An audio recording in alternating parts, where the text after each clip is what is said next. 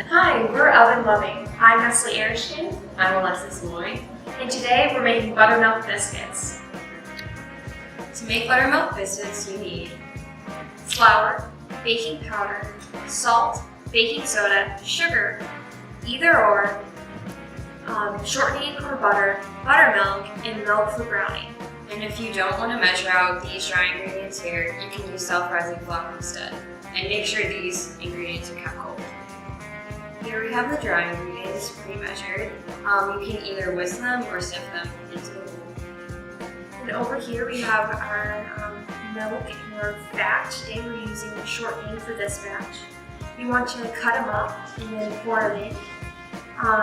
To incorporate your flour, you can either use this tool right here. You can use 2 knives or your hands to mix it and incorporate it. But you don't want to over-mix it or it's going to turn too much like bread. You just want it to be nice and perfect for that nice flaky biscuit.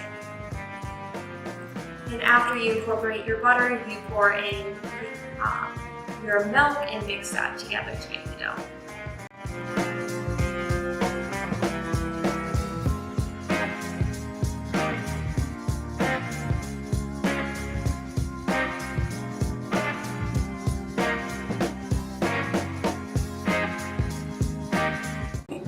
Next, we're going to brush some milk onto the tops of the biscuit so that they brown in the oven.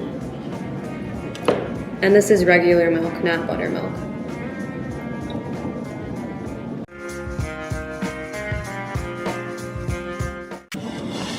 After brushing, we're going to put these biscuits into the oven for 12 to 14 minutes.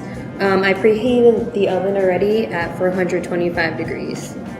So here's the end product, our biscuits.